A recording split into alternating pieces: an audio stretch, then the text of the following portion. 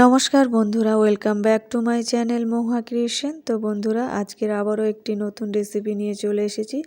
তো আজকের বানাতে চলেছি পার্শে মাছ। তো আমি কিভাবে পার্শে মাছ বানাই তার জন্য সম্পূর্ণ ভিডিওটাই দেখতে হবে। তো চলুন দেখতে থাকুন। এবং আমি রেসিপিটি সমস্ত ঘরোয়া উপকরণ দিয়েই বানাবো। এটি প্রত্যেকটি বাড়িতেই সেই উপকরণগুলো থাকে। এখানে আমি মাছগুলোকে নুন আর হলুদ দিয়ে ভালো করে মাখিয়ে নেব আগে।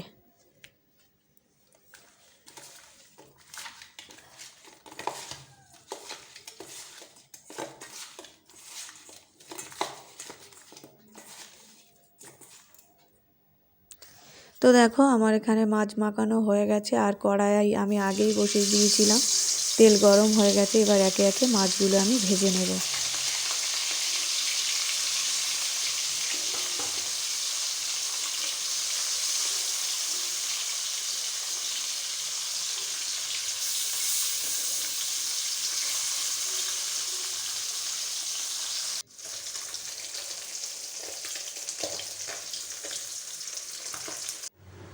তো দেখো, আমার মাছগুলো ভাজা হয়ে গেছে।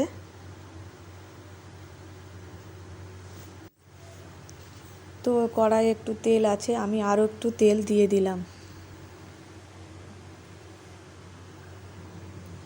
এবার আমি কালো জিরে ফোড়ন দিয়ে দিচ্ছি।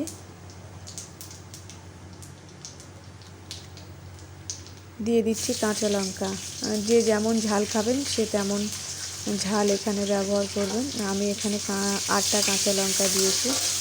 আপনারা যাদের যেমন লাগবে তারা কম বেশি করে কাঁচা লঙ্কা ব্যবহার করবেন। এবার আমি আলুটাকে দিয়ে দিয়েছি, আলুটাকে ভেজে নেব। আলুটা হালকা হালকা ভাজা হয়ে গেলে তারপর আমি লবণ দেব। তো আলুটা হালকা ভাজা হয়ে গেছে, আমি এখানে দিয়ে দিচ্ছি 1 চা চামচ লবণ। দিয়ে আমি আরও কিছুক্ষণ আলুটা ভাজতে থাকবো। তারপরে আমি দিয়ে দিচ্ছি এখানে 2টো মাঝারি সাইজের টমেটো।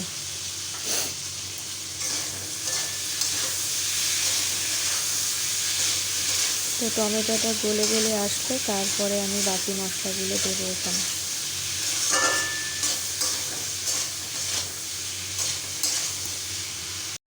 তো এখানে দেখো, টমেটো গলে গেছে। এবার আমি বাকি মশলাগুলো দিয়ে দেব। দিয়ে দিচ্ছি রেড চিলি পাউডার 1 চা চামচ, দিয়ে দিচ্ছি হলুদ গুঁড়ো 1 চা চামচ, দিয়ে দিচ্ছি আদা বাটা 1 চা চামচ, দিয়ে ভালো করে কষিয়ে নেব।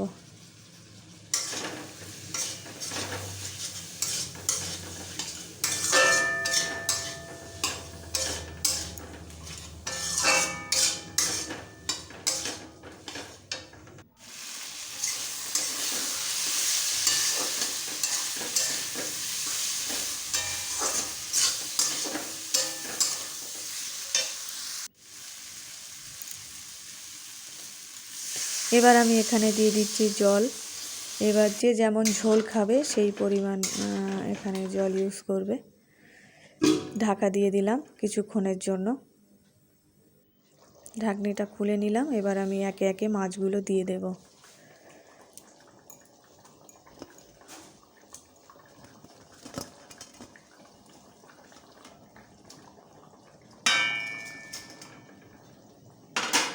মাছগুলো দিয়ে আরও কিছুক্ষণ আমি ঝোলটাকে ফোটাবো।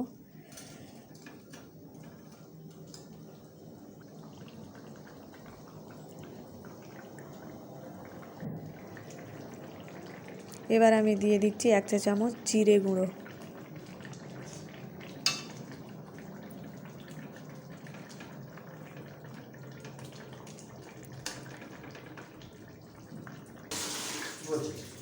দিয়ে দিচ্ছি ধনেপাতা কুচি।